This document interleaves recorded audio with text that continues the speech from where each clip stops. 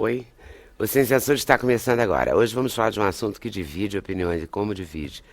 A questão do consumo de drogas. Consumo que pode deixar de ser crime, segundo as mudanças que estão sendo propostas ao Código Penal. O José Moinhos Pinheiro Filho é desembargador do Tribunal de Justiça do Rio de Janeiro, faz parte da comissão de juristas que propõe alterações no Código Penal, não só em relação às drogas, também a diversos outros temas, como crimes eleitorais, exploração de menores, eutanásia, homofobia, enfim, uma variedade. Mas a gente vai se deter mais sobre a questão das drogas.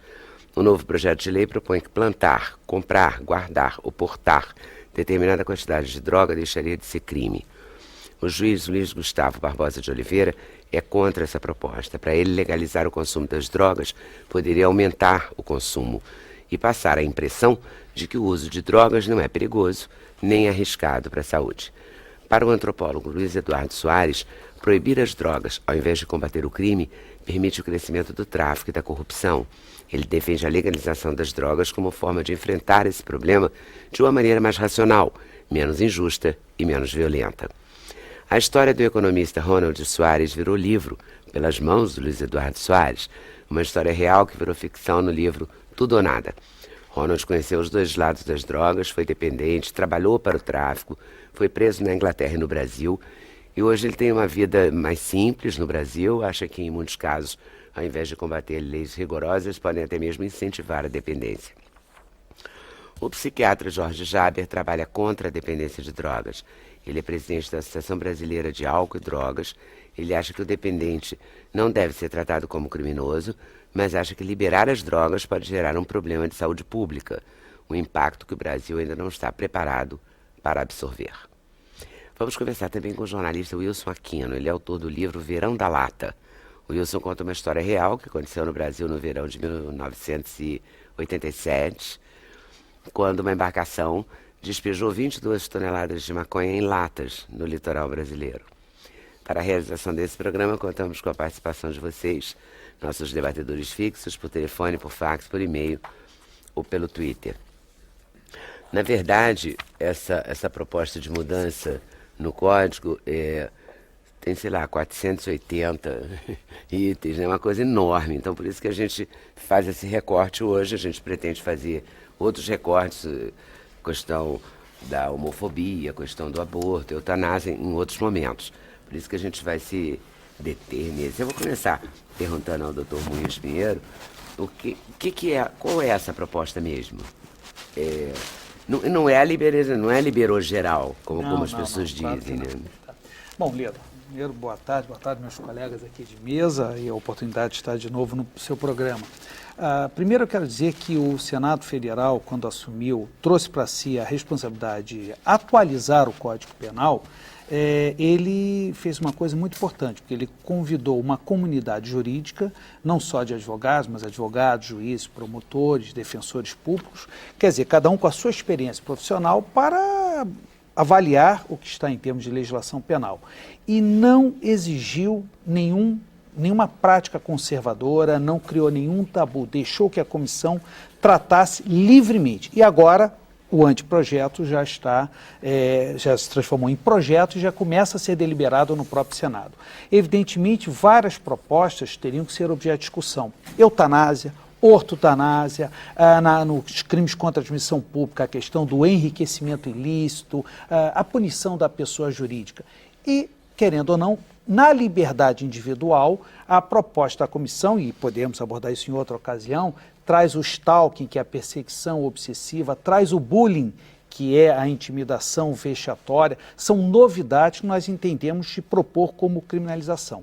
Porém, da mesma forma como na questão do aborto, ampliamos causas, o aborto continua sendo crime, porém ampliamos as hipóteses em que o aborto deixa de ser criminalizado, tínhamos que enfrentar a questão das drogas. E houve um debate muito acalorado, claro que ouvimos especialistas, não ficamos só num ambiente jurídico, porém a comissão entendeu que efetivamente, embora o consumidor é aquele que acaba motivando o tráfico, o comércio ilícito, a comissão entendeu que o consumidor deve ser tratado como matéria de saúde pública.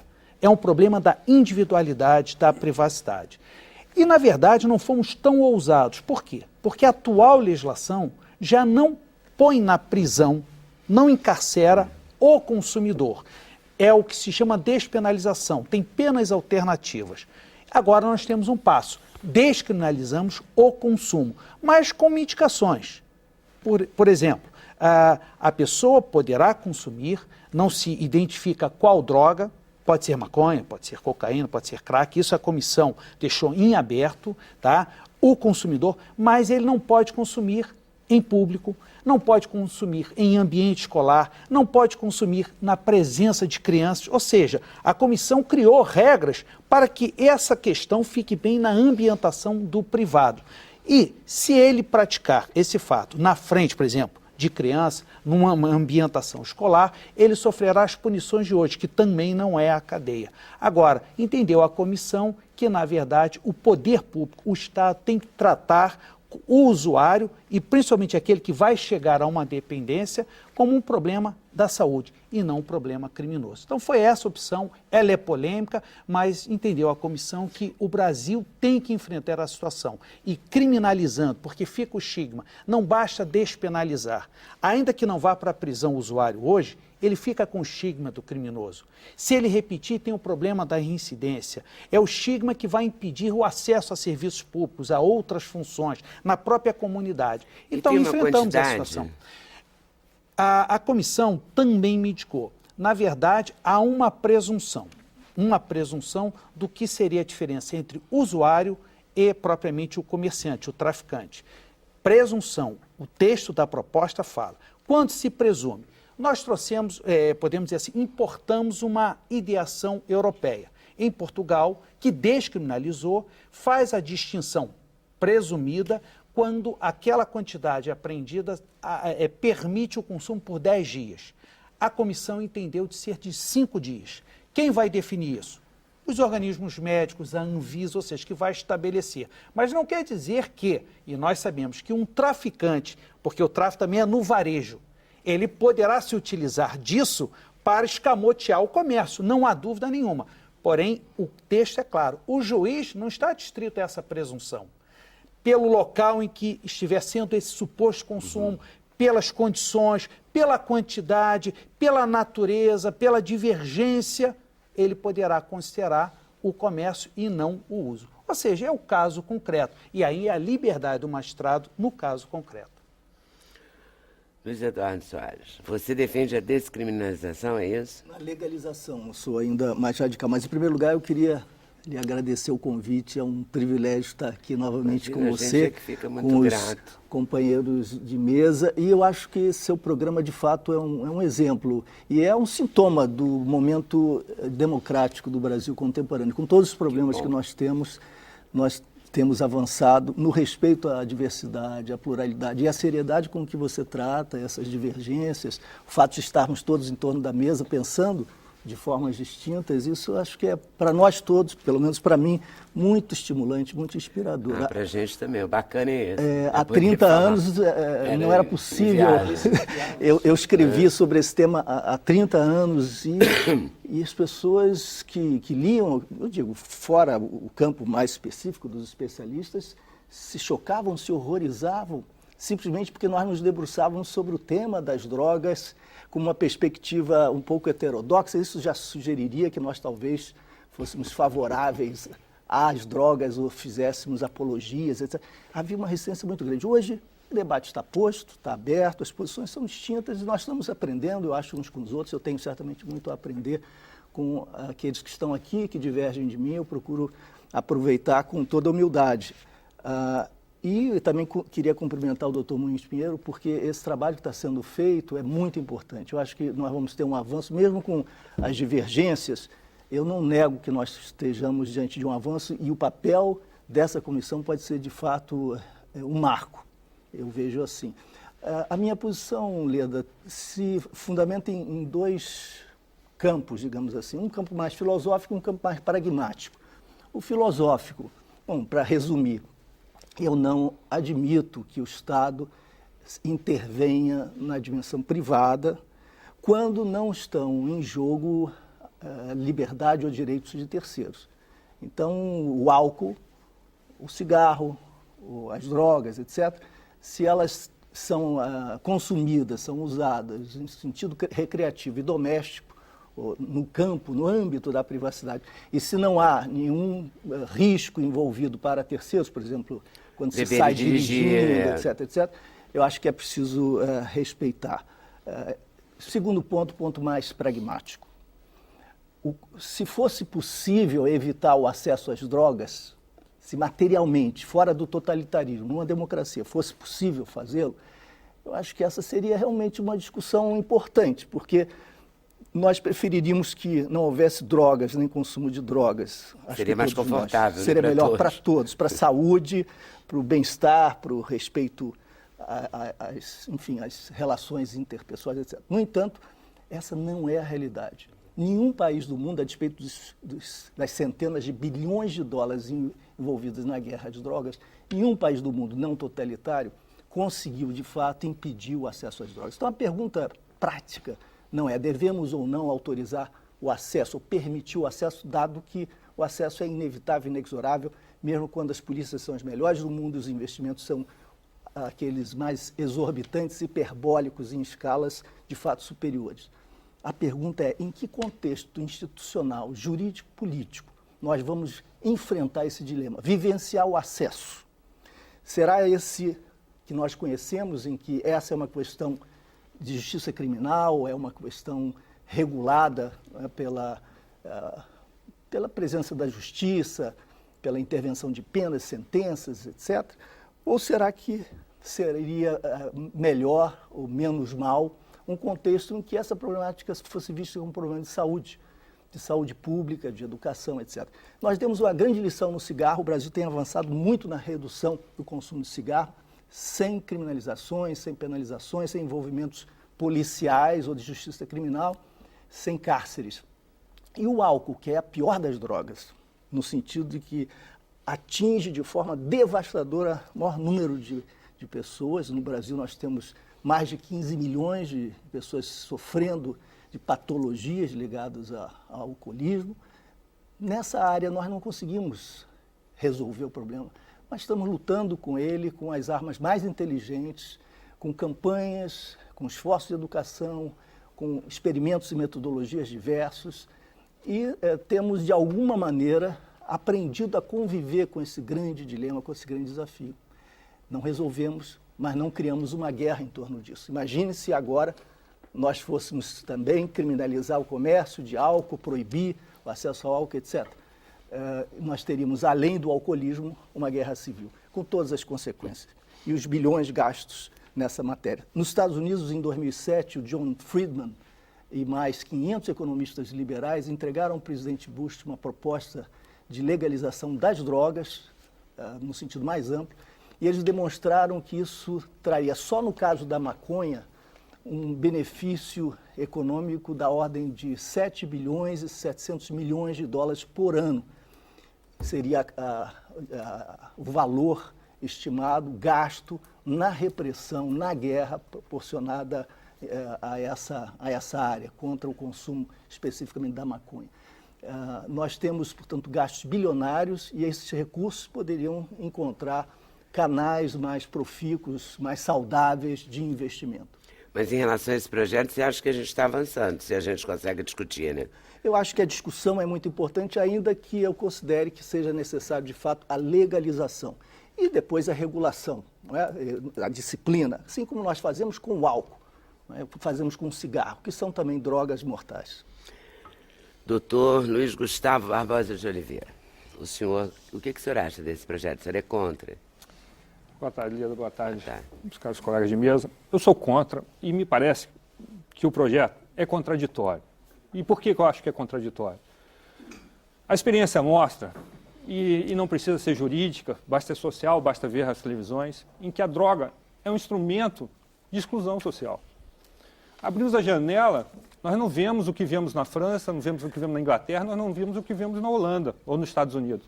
Nós vemos bolsões de miséria, bolsões com locais de consumo de crack, em que as pessoas foram, algumas expulsas, outras se fugiram da família, se alojam nas áreas públicas, consomem droga.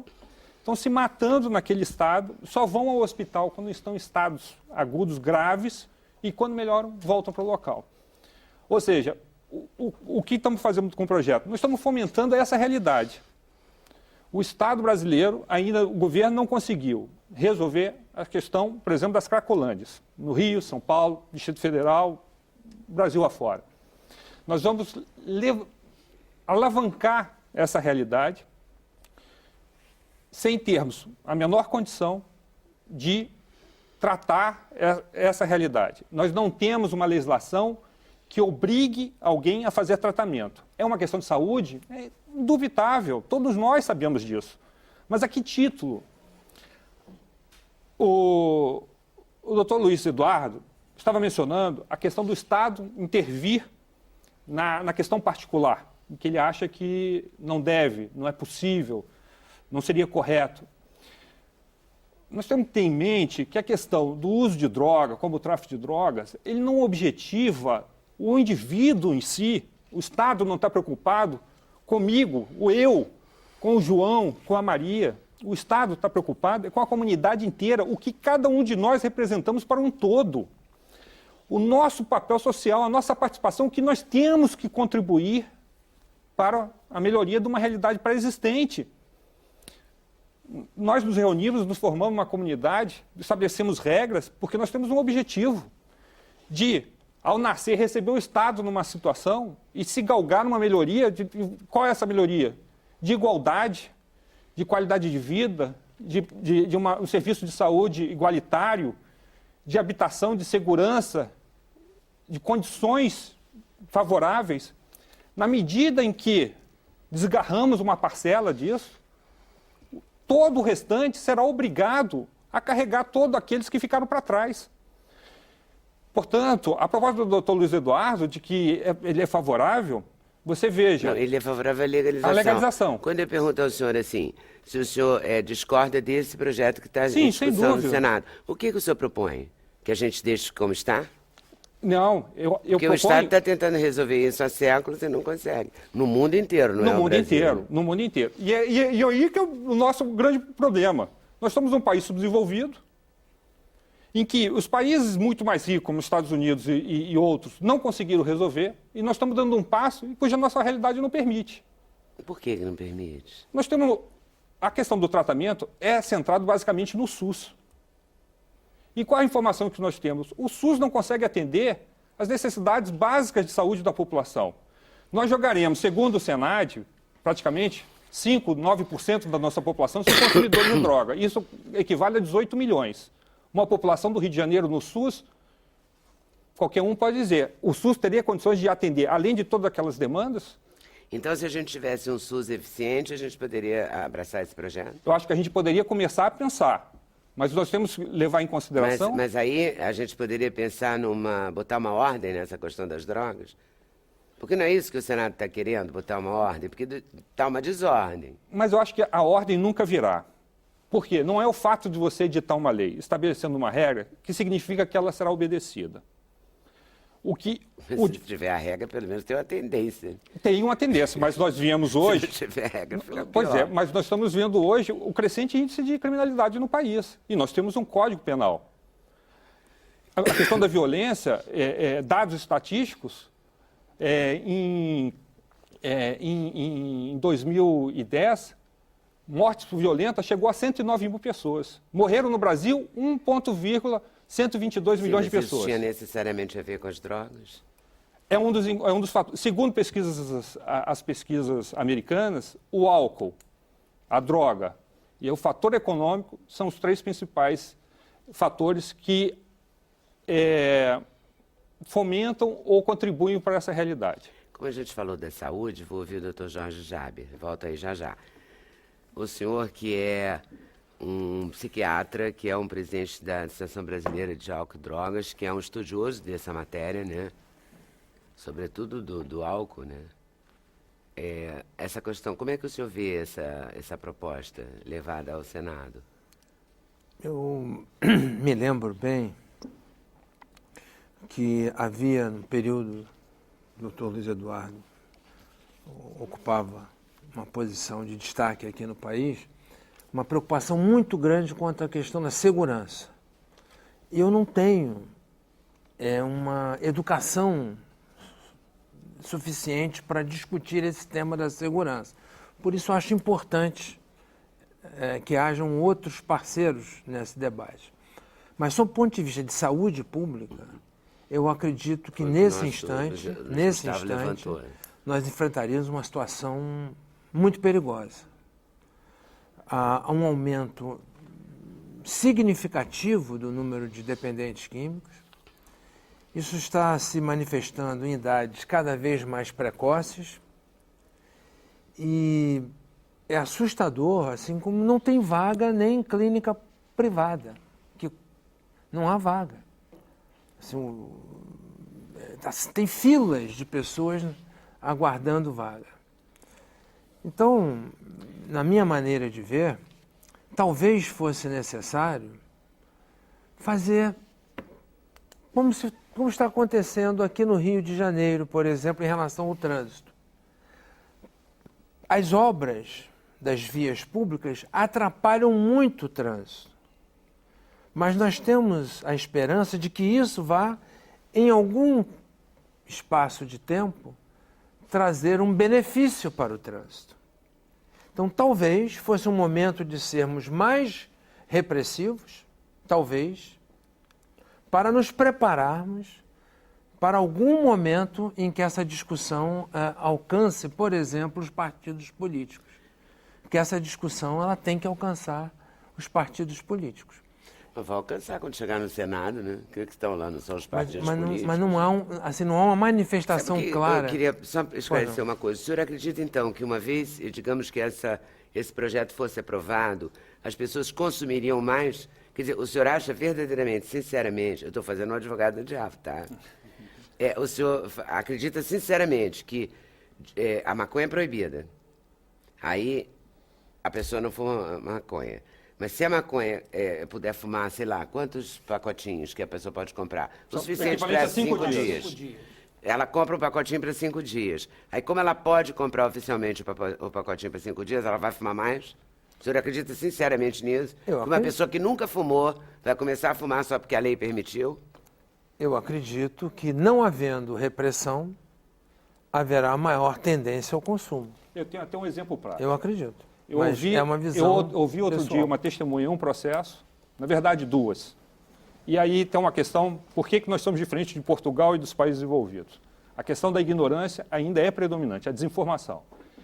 Uma mulher disse que havia comprado crack, em uma quantidade muito superior a 5 dias, porque disseram para ela que emagreceria. E ela tinha um corpo avantajado. Um senhor com mais de 60 anos, perguntei por que ele havia comprado droga de determinada pessoa. Ele falou, eu vejo a rapaziada toda aí usando, todo mundo falando desse tal de crack. Eu já passei por tudo na vida, já experimentei muita coisa, já bebi de tudo. Eu fui lá comprar para me experimentar, para ver como é que é essa situação. Então, de fato, o direito penal ele vem consolidar valores sociais. Se você o enfraquece, esses valores enfraquecem também. E você abre a porta para a possibilidade. Não é exceção, a regra? Eu não sei se é exceção ou não, mas o custo social é muito alto. Não é? Porque ela emagrece realmente, né? Deve emagrecer, mas morre. Né? É capaz de chegar até o osso, exatamente. Detalhe, né? Pode chegar até o osso. Mas é justamente essa questão que o risco é muito grande e o custo econômico e social é muito alto, porque as drogas também têm a ver com a questão da violência. A estimativa de álcool aqui, que estávamos falando agora há pouco, eu tenho uns dados aqui, que o alcoolismo ocupa o 4º lugar entre as doenças incapacitantes dos trabalhadores e está entre as 7 principais causas de morte entre pessoas acima de 15 anos, segundo o SUS. Mas nem é uma preocupação o álcool, né? Porque nem está nesse projeto. Pois é, mas você veja, se o álcool está nessa realidade, nós vamos agregar esse custo às drogas. E é um custo que todos nós vamos pagar. Porque haverá necessidade de impostos para bancar toda essa despesa. A informação do governo é que o sistema de saúde precisa de mais recursos. Aí a proposta de uma regulamentação, de uma emenda, que causa uma grande resistência, porque hoje nós pagamos 40% de tudo que temos, de que ganhamos, a título de impostos. Quanto mais nós vamos agregar esse fator? Quem é que vai bancar isso tudo? Somos Então, nós, a sociedade questão inteira. central sua é quanto vai custar Também. se a gente aprovar esse projeto? Também. E tem a questão da violência. bom. E tem a questão da violência. Quantas famílias não foram desfeitas? Nós tivemos casos recentes em que pais mataram filhos e filhos que foram mortos, mataram os pais sob efeito de droga. Recente, em Brasília, há uns meses atrás, um pai com uma criança de 1 ano e 2 meses manteve a filha 14 horas com fome, trancado dentro de casa por conta das drogas, impedindo que a polícia chegasse. Em Belo Horizonte, 2 usuários de crack tacaram fogo em uma pessoa. Há casos terríveis. Mas é isso. Deixa agora, porque se a gente for listar, tem caso em todo lugar, né? Tem gente que esquarteja sem droga nenhuma, inclusive. Eu queria me né? justificar, Então é uma coisa muito doida. não só para os telespectadores, mas para os colegas, é que a ótica da comissão, evidentemente, é o lado repressivo, ou seja, o que deve entrar como repressão penal, como crime. Evidentemente, muitos colocam, é contraditório, descriminaliza o uso, mas continua criminalizando o tráfico. E só ao comerciante se houver o usuário. Parece contraditório, não negamos isso. Pode acontecer e concordo também, não podemos afirmar que com a descriminalização talvez isso estimule o aumento, também são questões. Mas aqui a nossa ótica dogmática penal é saber, o usuário de entorpecente deve ser tratado como criminoso? Essa foi a nossa ótica. Deve ser preso, né? Ser preso, ter as consequências processo penais penal, ou ter um etc. outro tratamento. E a comissão Ele já entendeu tem, que de sim. fato, um outro Tem. tratamento, Hoje, não tem? hoje já não vai para a prisão, mas é crime. Mas desde e 76 tem não todo vai o para a estigma. prisão. Desde a lei 63, 68 de 76 não em- vai para a prisão. em A pena condições. nunca permitiu que fosse para a prisão. Será E até que- 2 anos, sim, mas se fosse reincidente, enfim. Mas concordo. Será Agora, que nós entendemos se não que separasse não deve... a maconha do... Porque assim, as pessoas falam, cheirou cocaína, matou a avó, né? Aí a gente vê, eu já vi, o senhor lembrou o caso, me lembro desse caso de São Paulo, que eu fiquei muito chocada com a foto. Muitos falam que a maconha não é tão inocente Agora, assim. a maconha faria a mesma coisa? Quer dizer, alguém já tomou Não, conhece os alguém efeitos são que teve uma diferentes. overdose de maconha? Olha, Overdose agora, de cocaína e tal? é muita gente importante, conhece. a última estatística, só para a discussão, a última jura um quadro de estatística paranoia e delírio. recente da USP de São Paulo é de que 8 milhões de brasileiros já fizeram, atuais, quer dizer, entre adolescentes e adultos, já fizeram uso de entorpecente. E 3% desses 8 milhões fazem uso quase que diariamente. Então, essa é uma realidade que tem que se enfrentar. Pois é. Essas pessoas devem ser consideradas criminosas se verificadas, se identificadas, se detidas, enfim, ou não. O tratamento é outro. E nós entendemos que realmente não era o caso de se criminalizar. Tem uma pesquisa feita aqui, que eu tenho um recorte aqui do Globo, que diz que 1,5 milhão de pessoas, 1.500.000 pessoas, né, usam maconha diariamente. Os homens no usam PC. 3 vezes mais maconha que as mulheres. Os dados constam do segundo levantamento nacional de álcool e drogas, uso de maconha no Brasil, realizado pelo Instituto Nacional de Políticas de Álcool e Outras exatamente Drogas esse. da Unifesp, em 149 municípios do país, apresentado pelo psiquiatra Ronaldo Laranjeira, da Universidade Federal de São Paulo. De acordo com Laranjeira, o consumo entre adolescentes cresceu 40% entre 2006 e 2012. E eles experimentam a droga cada vez mais cedo, antes dos 18 anos. Isso pode levar a ter surtos psicóticos, etc. Isso já é uma outra discussão que até o doutor Jorge Jaber pode entrar, porque é real mesmo, né? O índice de dependência também nos chamou a atenção, porque 37%. Ele, o próprio Laranjeira, achava que ficava em torno de 20%. A pesquisa aponta que 62% revelaram ter usado a maconha pela primeira vez antes dos 18 anos. Quer dizer, é real isso. Varrer para debaixo do tapete isso não é perigoso? Porque se a gente está nesse momento, nesse número, e se está crescendo 40% em 6 anos... Mas é o que estávamos dizendo, é uma questão de política pública. Você tira uma medicação feita pela indústria farmacêutica, que causa prejuízo a 2% da população, e você tem um índice muito maior, com dano muito mais grave, e você está legalizando, dentro de uma mesma política de saúde pública. Ou seja, uma droga conhecidamente que não tem nenhum benefício à pessoa, você está legalizando. Uma medicação que apenas 2%, vendido na farmácia, apenas 2% passam mal, é retirado do mercado. O sistema foge à coerência. Mas a gente tem que discutir isso. Quer dizer, a sociedade também não pode ficar fingindo que não está acontecendo nada com esses números, você não acha?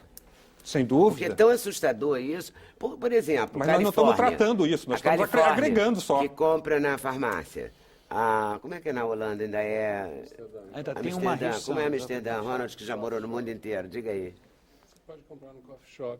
Pode fumar no coffee shop. Tem que ter tem que ter alguma saída. Não pode falar, não, eu sou contra. Porque contra todo mundo só que não sai do lugar se ser contra. É isso que me agonia, entendeu? Quando eu vi uma Agora é discussão... uma posição extremada do Uruguai, né? Que é uma situação, não sei se é a melhor, mas chegou Qual é? ao ponto de o próprio poder público, o Estado, assumir, vamos dizer assim, a comercialização. Claro que restrito, com o cadastramento, mas o próprio Estado é que venderá a maconha.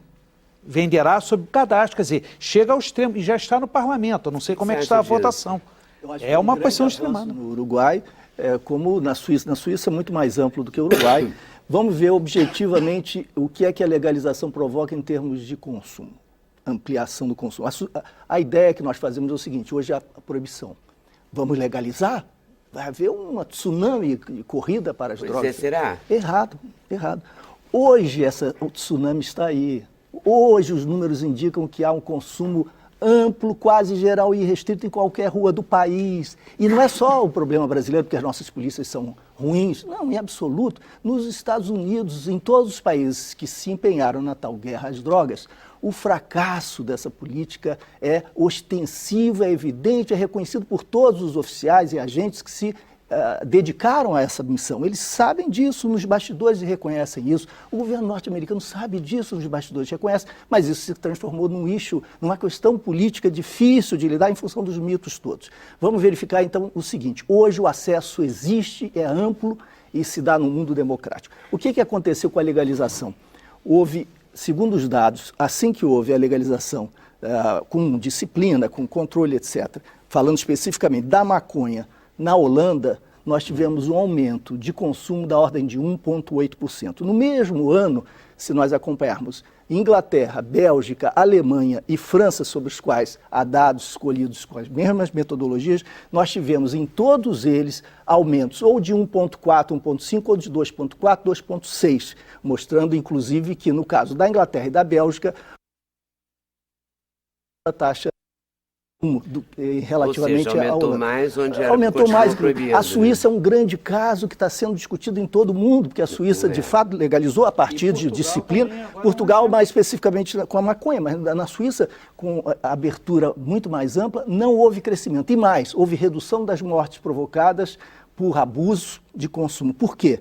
Porque com a informação, a qualidade da droga começou a ser objeto do interesse dos consumidores e dos controladores, porque o que mata frequentemente, pelo abuso, são os elementos que se misturam às drogas. Então nós informação. A informação. Quantos cracolândia existe na Suíça e quantos cracolândia existe na Europa? Como no cigarro. O senhor vê que no cigarro nós conseguimos uma redução extraordinariamente importante em função da informação. Analfabetismo funcional do Brasil, mas, se você ocupação 50% da população, nós não podemos comparar. Mas nós tivemos um êxito extraordinário com o controle do cigarro, uma redução de consumo que é recorde, graças à inteligência da campanha, mas a imagem, a difusão, o espírito público mudou, a cultura mudou. Ela gera imposto com qual o governo tem recurso para poder tratar. Isso, vamos fazer isso. O que não acontece com Mas o que ele está propondo é isso, que legaliza gera imposto. Mostrar os males todos, mostrar os malefícios. E se for legalizar, você vai ser a favor? Não, os danos da maconha... Mas aí paga o SUS. Mas aí provavelmente há uma contradição no argumento, porque nós não podemos lidar com 18 milhões no SUS. Então quer dizer que sem a legalização vamos abandonar os 18 milhões que precisam do SUS? Vou fazer um intervalo, mas eu volto já já. Só porque também tem uma questão de tempo por bloco, tá? Mas a gente volta já já nesse assunto. Sem Censura, um programa da TV Brasil.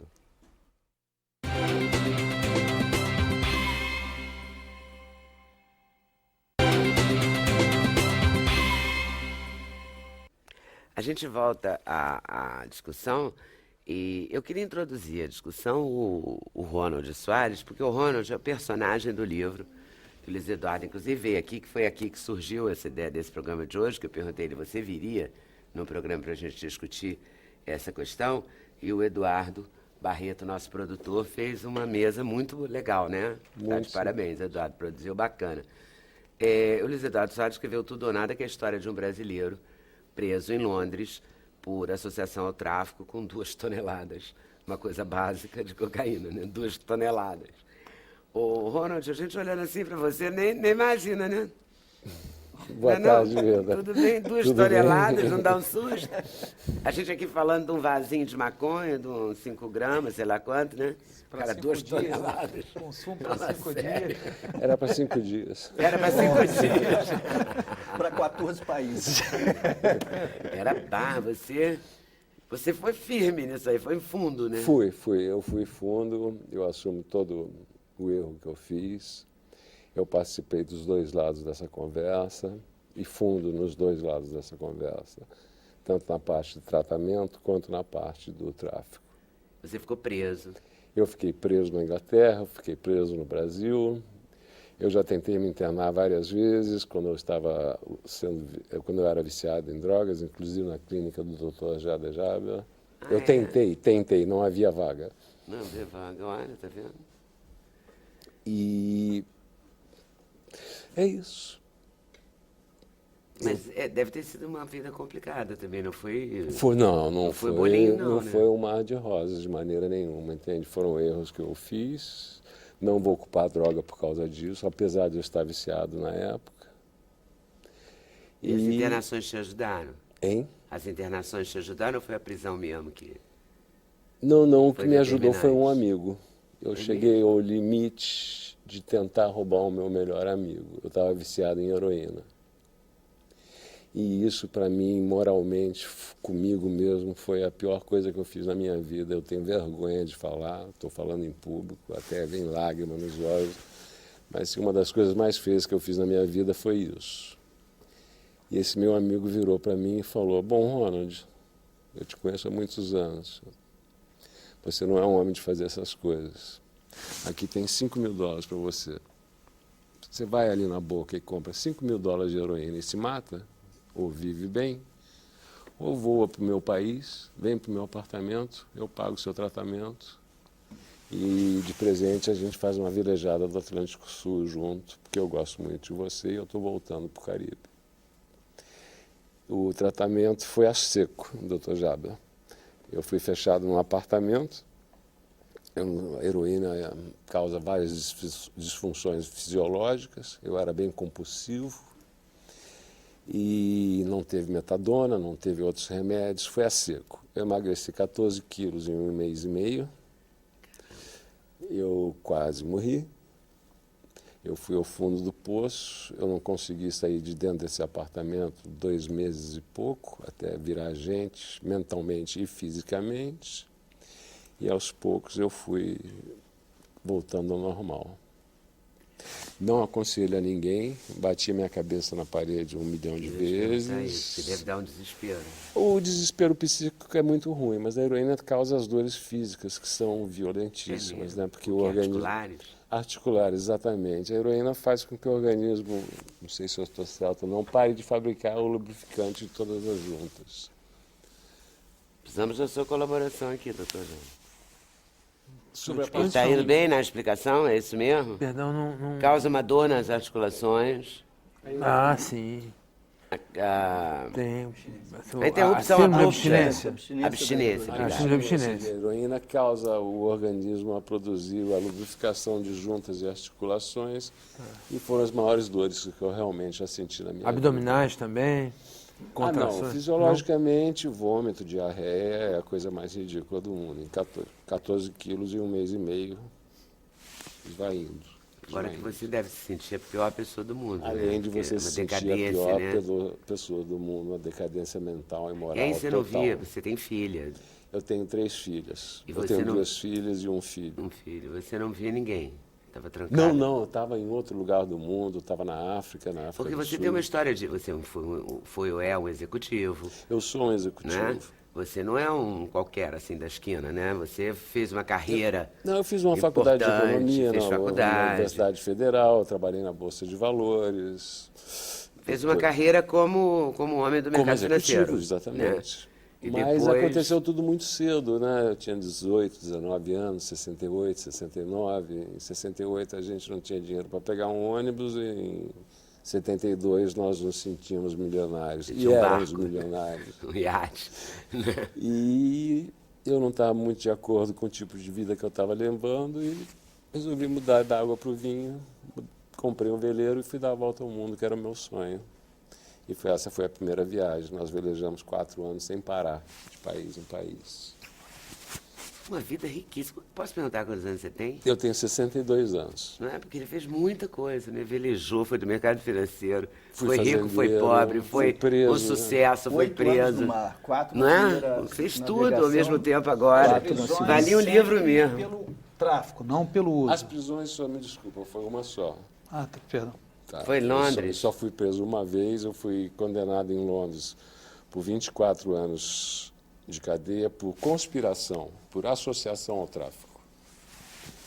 E... Mas aí como traficante. Não, Não, porque você tem a associação ao também aqui tráfico. no Brasil, tá certo. Aqui Ah, também tem? temos o crime de associação e tem o crime de tráfico. Aquele tráfico, que está... só pra É a venda, entender. é o comércio. O tráfico é o comércio. a venda. Agora, Chega a o traficante associação... vende para a pessoa. Claro que é uma O que consequência. é associação? Ah, é As consequência. pessoas aqui, um número mínimo que a lei prevê, que se reúne para a prática dos crimes que envolvem drogas, o próprio tráfico. Mas muita gente é condenada apenas pelo tráfico. E muitas vezes, por ser associado, quer dizer, é uma quadrilha, vamos dizer Mas assim. já é uma quantidade muito maior também, né? Era Do um traficante. pouquinho maior. Nessa sua realidade, como usuário de droga, a quantos mais você acha que justificaria compartilhar dessa mesma situação? Eu não entendi a sua pergunta. Você passou por uma experiência ruim, não só pela questão da conspiração, mas pela sua condição de usuário de droga. Certo. Você acha que é razoável contribuir de alguma forma para que outros passem por essa mesma situação?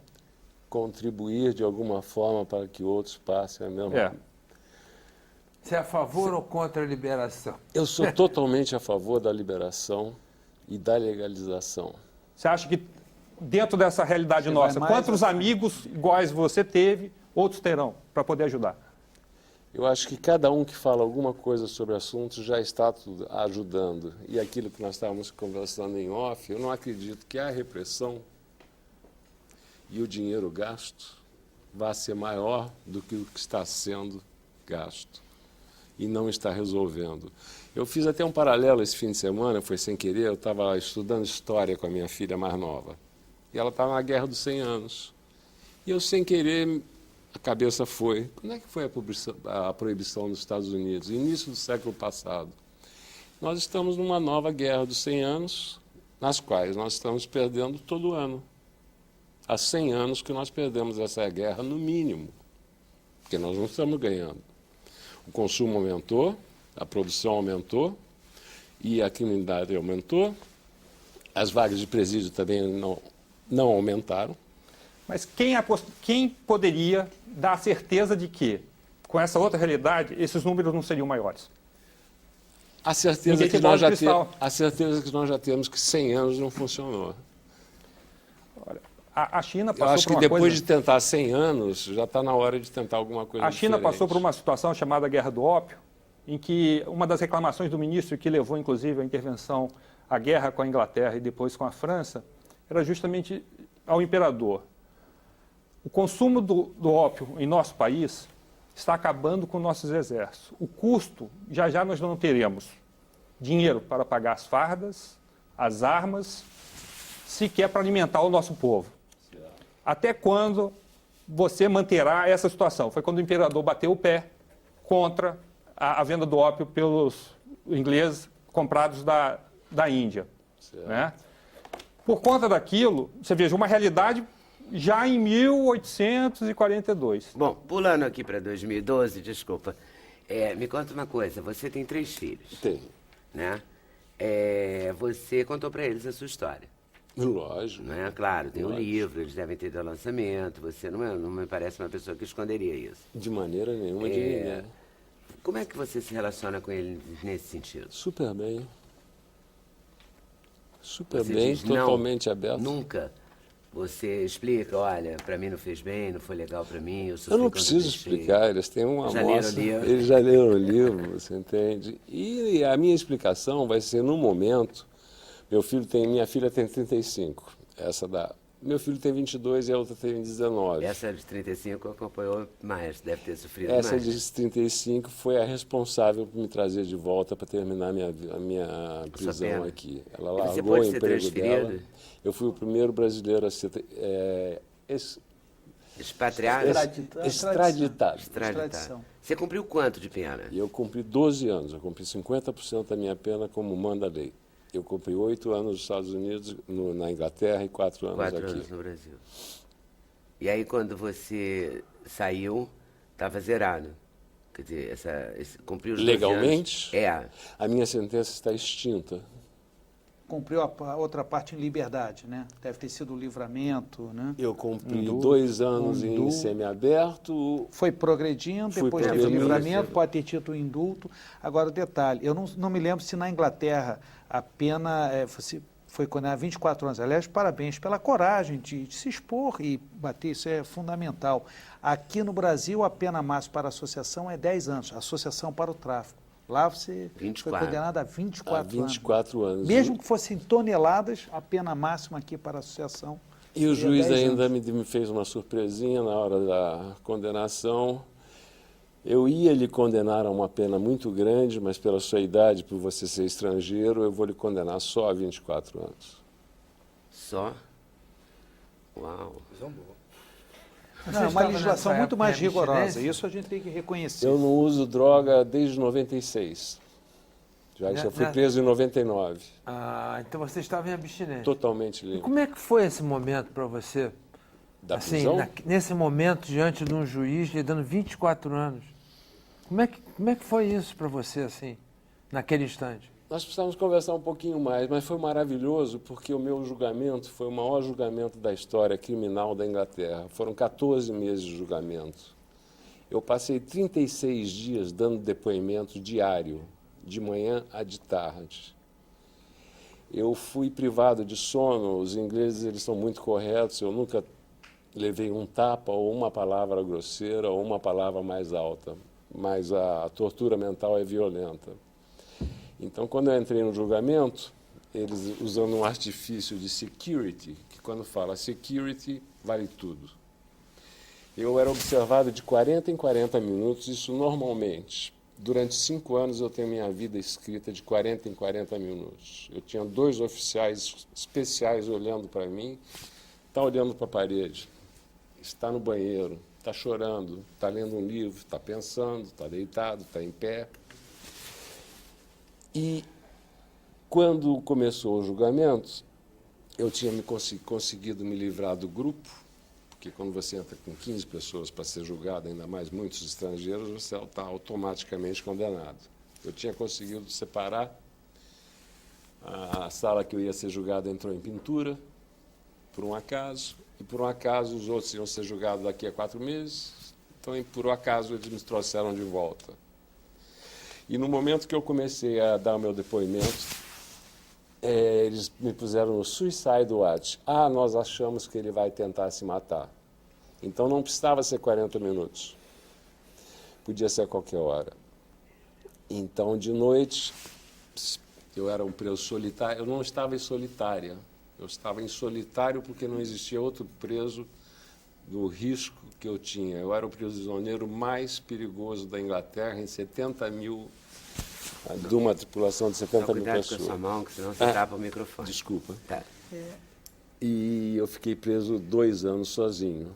Mas para você ficar solitário, você tem que cometer alguma indisciplina, e eu era o preso mais bem comportado da cadeia. Mas eu estava solitário por não ter outro. Bom, mas só para resumir, quando começou o julgamento, eles começaram, me puseram no suicide watch, então era de 10 em 10 minutos, 15 em 15 minutos. Acendia minha luz, apagava, abria a portinha e fechava. Só aquilo te acorda. E no dia seguinte eu tive o julgamento. 10 dias depois dessa brincadeira, o senhor é capaz até de explicar o que aconteceu. Eu estava no box lá, respondendo, e me aconteceu uma coisa muito estranha. Eu saí do meu corpo, eu me vi ali, naquele lugar, eu lembro até hoje, naquela posição, lá em cima, assistindo o julgamento. Eu falei, Ronald, você está ficando maluco. Eu já ouvi falar disso, experiências pós-morte, eu não estou morto. Mas aconteceu, estava acontecendo. E eu não sabia o que fazer. Aí eu virei para o juiz e falei, se eu posso falar? Está acontecendo isso, isso, isso e isso. O juiz olhou para mim e ele viu que eu estava falando sério. A promotoria levantou na hora, lógico, ele não quer responder as perguntas, isso, aquilo. O juiz perguntou, você tem um acompanhamento psiquiátrico na prisão? Eu falei, eu tenho, porque eles têm medo que eu fique maluco. Nas condições que eles me colocaram, eu tenho um psiquiatra de 15 dias. Daí ele mandou chamar a psiquiatra. E aí, quando a psiquiatra veio, o juiz suspendeu o julgamento, me deu 15 dias de férias para me recuperar, dormir, disse que se isso acontecesse outra vez, ele ia me absolver e me mandar no primeiro avião de volta para o Brasil, que isso era um tratamento inumano, que ele não sabia que isso acontecia dentro das prisões inglesas, e aquele rolo todo. Mas foi o maior julgamento criminal da história da Inglaterra, que é um dos lugares onde tem mais bandido do mundo, né? E o mais perigoso era eu. E aí, Apesar de nunca ter usado Apesar uma de arma. nunca ter usado uma arma, de nunca ter brigado, de nunca ter... Mas tentou fugir, o que no Eu sistema tentei fugir. O que inglês, levou a isso foi eu tentei fugir. grave. Fato grave. Poxa, mostra o livro aí pra gente, que Tá mostrando. esse trailerzinho, tudo ou Tem nada. que ler, né? Não pode perder, tá vendo? Sem censura é cultura, ó. Nessa discussão. Não, e eu, claro, queremos ler o livro, tudo dando Por tive favor, oportunidade. eu dei Agora, para o Luiz Eduardo uma enciclopédia britânica. Ele escreveu 300 páginas. Ele nunca anotou uma palavra do que nós conversamos, num guardanapo, e nunca ligou um gravador. e aí está. aqui E eu está. só vi o livro pronto. Eu não quis ver o livro antes, porque senão ia dar palpite, isso é É, lógico. claro, não ia Agora, aguentar. para entendermos que nós estamos falando de criminalização do usuário, pelo menos, que é o projeto, o debate Mas todo. é que ele era usuário Você também. foi muito usuário ou foi direto para o tráfico? O que aconteceu na sua história? A minha história é como qualquer, não estou exagerando, como a maioria da Zona Sul do Rio de Janeiro. Sempre fumei maconha quando era adolescente, estudei no Pedro II, entrei na faculdade, passei por todas as drogas e não usava droga nenhuma desde 96. E eu fui viciado em heroína, que não tinha no Brasil. E na prisão, a única droga que tinha lá dentro era a heroína. Dos dois lados da minha porta tinha heroína, em frente tinha heroína. Por quê? Isso é outra coisa, a lei. Você fala lei, repressão de lei. Vou te dar um exemplo da lei inglesa. Entram garotos de 18, 19 anos que foram presos por causa de um baseado ou de um haxixe, fumando. Você é obrigado a fazer um exame de urina mensalmente para saber se está usando droga dentro da cadeia. A maconha fica no sangue, na urina, 30 dias, ou no sangue. E a heroína e a cocaína saem em 4. Então, o sistema faz uma juventude adolescente sair da maconha para a heroína para não ser pego num teste de recidiva. urina. O que você me diz disso? É muito louco, né? Os Ronald, os artifícios talvez existirão sempre. o Você é um Ronald, ser humano. quando você foi ser traficante, você já não cheirava mais, não fumava nada? Não. Fumar eu fumava. Você ri quando eu falo traficante? Eu acho engraçado. Hoje em dia é triste. É, mas quando você foi, porque eu queria fazer a separação, entendeu? Então você Certo. foi como negócio, É. como Era- business, assim, não foi como Olha, só para te explicar. usuário que foi, não, já não usava mais. Não fui o usuário que fui, não fui induzido por ninguém. Foi uma opção errada. Eu não estava 100%, eu estava com problemas financeiros seríssimos, estava Foi com pelo 50 anos, foi pelo dinheiro. Vou fazer um outro intervalo. Quer acrescentar alguma coisa? Já foi elogiadíssimo, né, no livro. Não anotou nada, foi fiel. Parabéns. Mas é a Nós verdade. viramos amigos, nós Muito hoje bom. somos Não, mas grandes é bacana amigos. isso, A né? Você vê um empatia- livro que a pessoa Não, escreveu, também foi em 5 fiel, anos, muito né, Leda? legal. Se fosse um trabalho para fazer, entregar em poucos meses, mas já que nós tínhamos todo o tempo do mundo, 5 anos de convívio, aí você É, foi deixa... uma pra- reportagem bem pra feita. acrescentar um ponto, Ronald, que eu acho que é interessante, esse amigo, muito amigo, que o salvou, ainda que a seco, da heroína, lá na África do Sul, na volta ao Brasil, como Fausto, né, o Mefistófeles ofereceu ao Ronald, bom, agora que você está limpo, você pode, como profissional, nos ajudar. Porque enquanto consumidor, enquanto dependente, você não é confiável como um partner, como um parceiro para fazer negócio na droga. Né?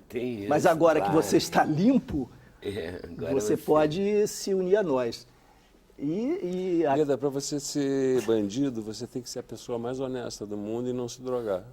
Senão você não pode... Senão você não pode ser bandido. Não usuário de droga nem para ser bandido, então serve, né?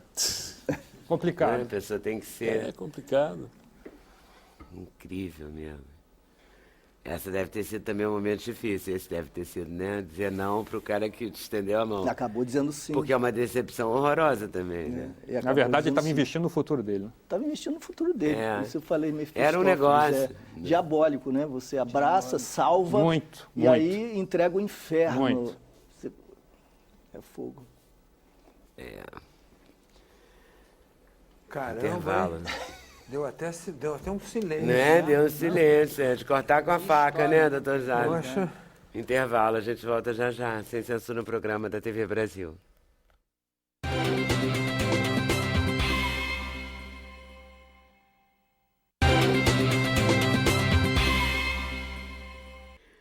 Chamou-se Verão da Lata, o verão que ninguém esqueceu.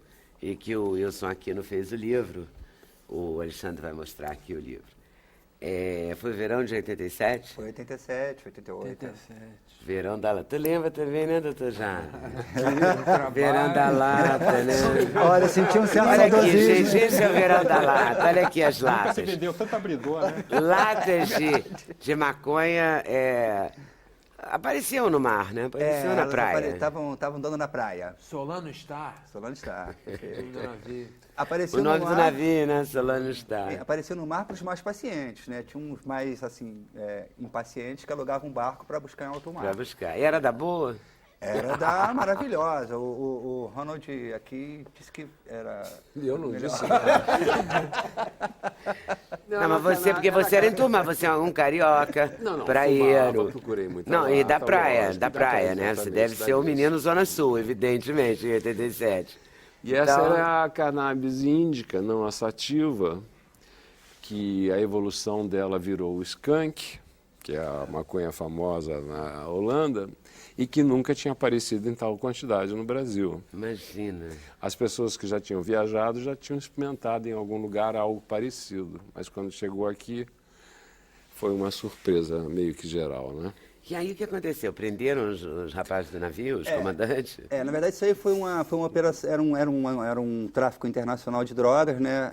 Essa droga saiu de Singapura com destino aos Estados Unidos e o DEA, né? Eles souberam, interceptaram aí esse movimento, né? E pediram auxílio às autoridades brasileiras porque o navio ele ia passar pelo nosso território marítimo. Então, o pessoal do DEA, que já estava monitorando, né, a quadrilha, pediu auxílio ao governo para interceptar o navio quando ele passasse pelo nosso território marítimo.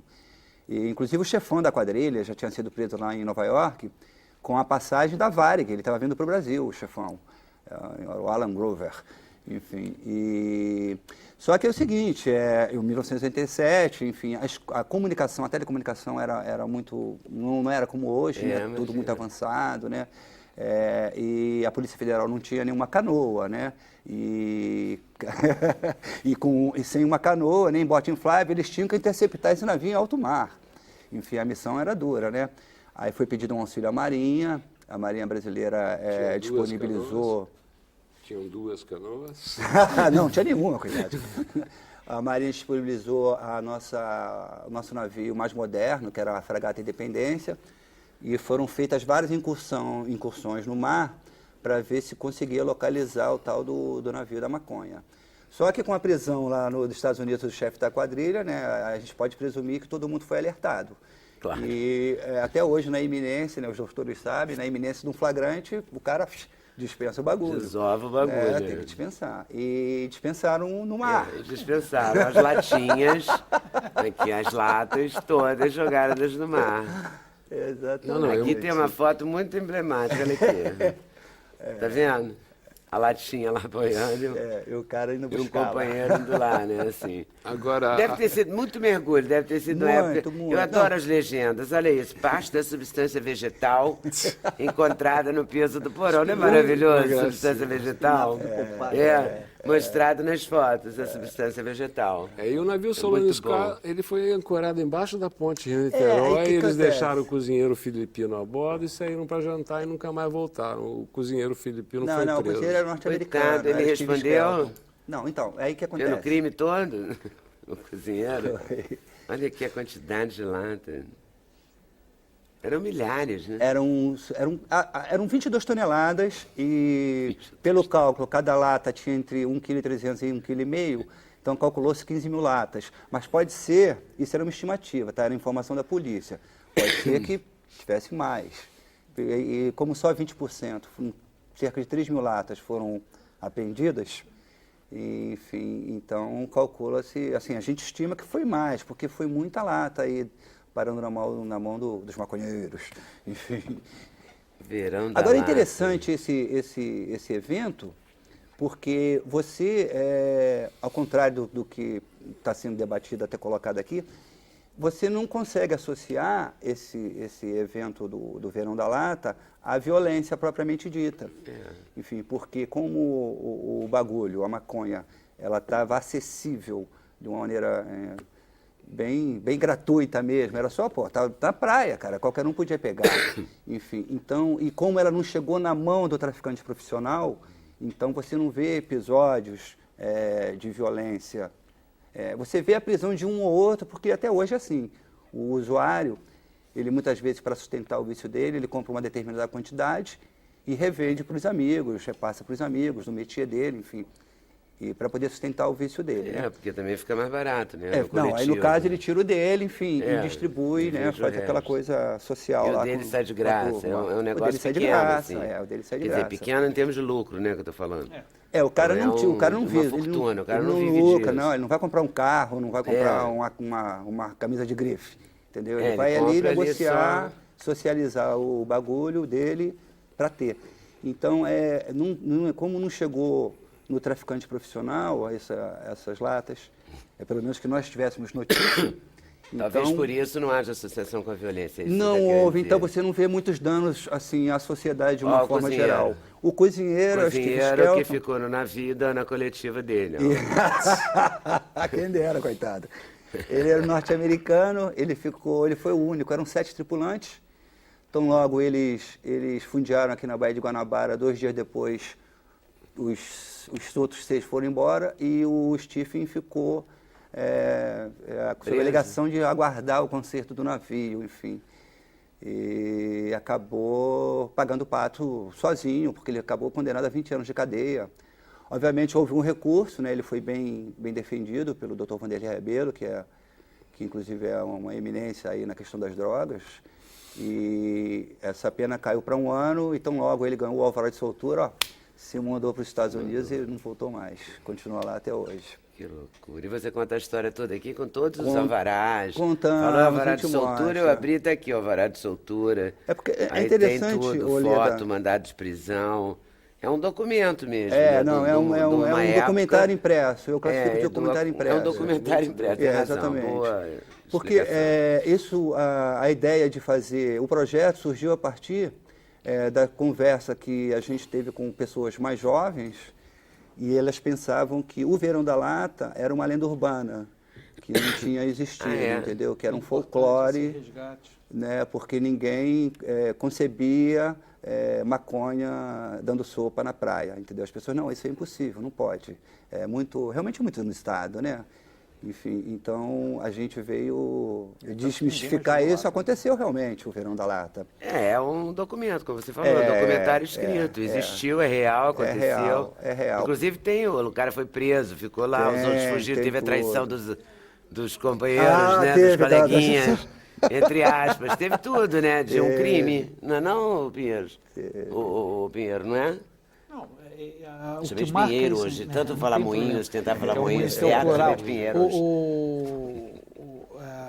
Nessa época, inclusive, não havia apreensões de grande quantidade, então isso chamou muita atenção. Hoje não, hoje nas batidas policiais, já se muito. pega, mas isso no até alemão chamou nós a pegamos atenção. 33 toneladas, se eu não me engano. Foram na tomada do alemão, acho Isso, que foram 33 mas toneladas. agora, nessa época, isso não tinha. Não, Quer dizer, não isso aí, tinha. isso mexeu, eu me lembro, com o judiciário, com o Ministério Público, quer dizer, era incrível ocorrer. Agora, eu não me lembro, é porque eu acho que acabou havendo reclassificação para uso. Por isso que a pena ficou, o doutor Vanderlei, que é o presidente da comissão. Não, é o que na verdade acontece o alguma seguinte, você mostrou a reclassificação foto aí dele. de uns decigramas de maconha, né, que foram encontrados no porão do É porque do eu achei, navio. adorei essa descrição do velho. Não, isso aí dá um baseado. Isso aí dá um baseado, 2 baseados. Eu achei bom enfim. isso. Essa E eu substância acho que ele vegetal, acabou sendo gostei. condenado depois, o usuário. quer dizer, Não, na verdade o doutor Vanderlei mostrou muito bem que ele não poderia ser o traficante, condenado por 22 toneladas de maconha a partir de um encontro de 2 decigramas, enfim, dentro do navio, enfim, não faz sentido. Porque, claro, como jogaram a carga fora, É, só ficou essa substância exatamente. vegetal Vendo a dentro do dificuldade navio. de Então, prova. tinha 2 baseados. Tá? Aí o pessoal do Supremo entendeu que realmente não E faz essas sentido. latas viraram um destaque na moda. Eu estava falando aqui no intervalo e vou falar agora que a Mr. Wonderful, Luiz de Freitas, fez uma embalagem para vender camiseta, que vendia camisetas. T-shirt, né? Na loja, nessa lata, embalado nessa lata. No final dos anos 80, 88, por aí. Desculpe, Helena, é que eu me recordo que eu acho que nesse era o período que estavam começando grandes quadrilhas usando fuzis. Positivo. Em Aquela 87 nós foto tivemos a grande clássica. guerra do Dona Marta. Todo mundo deve lembrar da fotinha da Carlinha do Rodo, uma menininha de 14 anos, magrinha, nas cadeiras da Dona Marta com uma pistola. O Zaca. Tinha o Zaca, o cabeludo. Brasileirinho. Aí tinha um que era o... foi o surgimento mesmo. não sei o que, boca mole, era um cara que não tinha dente e ficava no Morro da Dona Marta. E também surgiram, foi aí que também pintou a Rocinha, né? Naldo. O Naldo com o seu capuzinho Com o capuz, branco. capuz. Enfim, foi nessa época aí que realmente época. Então ainda não era bem organizado. as grandes guerras começaram. A primeira foi a Dona Marta. Dona Marta foi chamou quando a atenção Rocinha do fechou mundo. pela primeira vez, virou um problema. Entre a Barra e a Zona Sul do Foi, Rio, porque a Rocinha foi. interditou o túnel, Naldo era o traficante. Não, mas a fuzil Dona com Marta capuz. foi emblemática porque ganhou o mundo, gente. A foto da que Carlinha do veio pro- Rodo ganhou o mundo. Nossa, aí. começou as grandes guerras do tráfico.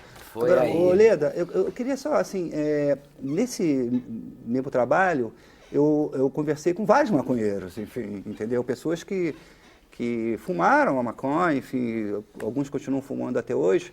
E, assim, eu acho que nesse problema, nessa questão das drogas, eu acho que está faltando, assim, as pessoas entenderem que, assim, primeiro que a maconha, ela é uma droga levinha, né? O doutor Jaber, enfim, pode falar melhor. É óbvio que ela pode ser encarada como porta de Acelera entrada aí para que eu todo tenho que ir pro mundo. intervalo, mas você quer dizer que...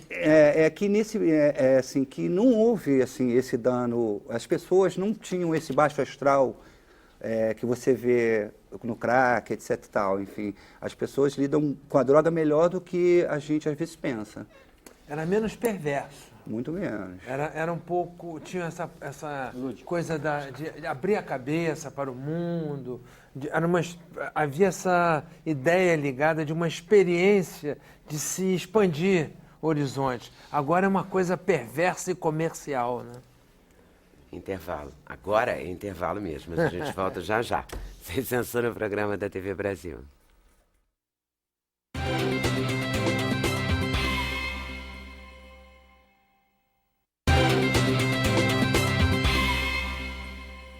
Esse é aquele último bloco que dá maior pena, né, quando termina. Pelo menos para mim dá. A gente falou do Verão da Lata, que é o livro do Wilson Aquino. Já lançou? Já. Falamos do livro do Luiz Eduardo Soares, que conta a vida do Ronald, que está aqui. E a gente vai agora falar com cada um para a gente fechar essa conversa, mas não essa conversa de hoje, mas não o assunto nem o debate, porque esse é impossível fechar assim, não é? Isso é infindável. É infindável, é para sempre. Vamos discutir várias vezes, eu espero. Ronald, você? O que você diz pra gente, para terminar esse programa? Olha, eu cometi um erro bem grande na minha vida. Conselho, se fosse bom, estava sendo vendido, não vou dar conselho nenhum. Se uma pessoa pensasse 10 minutos a mais do que eu não pensei quando eu tomei minhas atitudes, ou lendo o livro, ou assistindo esse programa, ou tendo ouvido sobre a conversa, isso já me faz contente. Dr. Jorge Jaber. Fico feliz de ter sido convidado a esse programa hoje. Acho que quando surgiu Sem Censura foi um momento de discussão política naquela época e hoje está sendo uma discussão sobre um assunto muito sério que está aí, que é o uso de drogas. O meu papel é ajudar aqueles que têm dificuldade, as famílias principalmente que têm dificuldade. Então já me preocupo muito com os que me procuram e às vezes nem tem vaga, né? Então eu fico muito preocupado que outros venham a ter o mesmo problema. Por isso, sou favorável à descriminalização e não sou favorável à liberação. Não estou convencido que será bom para quem usa. Wilson Aquino. Eu tô na linha do Dr. Jaber. Eu acho que a descriminalização atende a um anseio da sociedade. Enfim, a gente vê, o Viva Rio apresentou um anteprojeto lá, tinha mais de 100 mil assinaturas. Porém, como a droga, a gente não vai falar especificamente da maconha, né? A gente vai ter que falar sobre todas as drogas, aí eu fico um pouquinho preocupado, sim, porque as outras drogas eu acho que são muito nocivas. Enfim, mas acho que tem que defender um pouquinho o usuário, sim, porque ele é vítima também, né, desse esquema todo, né? Ou tem o direito, né? Ou tem o direito, também o cara tem o direito, né, enfim. Doutor Luiz Gustavo. A questão das drogas, ninguém está propondo cadeia. Todo mundo sabe que é tratamento. O que está se discutindo é os moldes de que isso vai acontecer. Descriminalizando todas as drogas, sem qualquer parâmetro e sem condições de serviço público, é complicado. Queria mostrar aqui, o Tribunal de Justiça vem fazendo uns projetos, atendendo a comunidade local, no sentido de criar comissões multiprofissionais para ajudar esses usuários de droga. Distribuí alguns aos convidados, trouxe um para você. Muito obrigado. E mostra um pouco o relato dessa realidade, depoimentos médicos e de profissionais dessa área. Tá certo, obrigado. Luiz Eduardo Soares. Em primeiro lugar, mais uma vez te cumprimentar, agradecer essa oportunidade. Foi um prazer, a gente se apaixona por esse tema, pelas ideias e eu espero que tenha sido tão interessante para o telespectador quanto para nós. Para nós, né?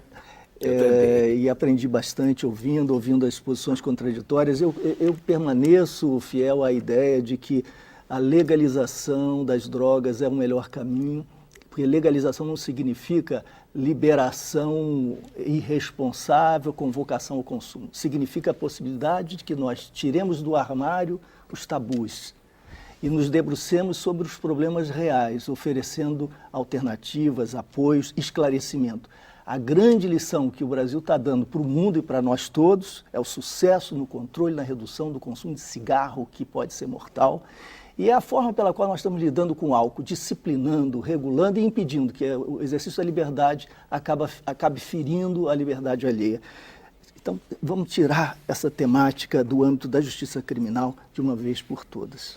Doutor José Munhoz Pinheiro, filho. Ledo, mais uma vez agradecendo. É claro que eu e o Luiz Eduardo, como mestrados na área criminal, nós sabemos que 30% do nosso expediente, o dele é total, porque é vara especializada, é a questão do tráfico e o mal que isso causa à sociedade. Mas a comissão, pensando no direito penal, entendeu de descriminalizar apenas o uso. Mas não só aquelas regras, com aquela medicação, não pode ser em local público, na frente de criança. Por exemplo, quem oferece, ainda que é outro, de graça, também responde, é crime.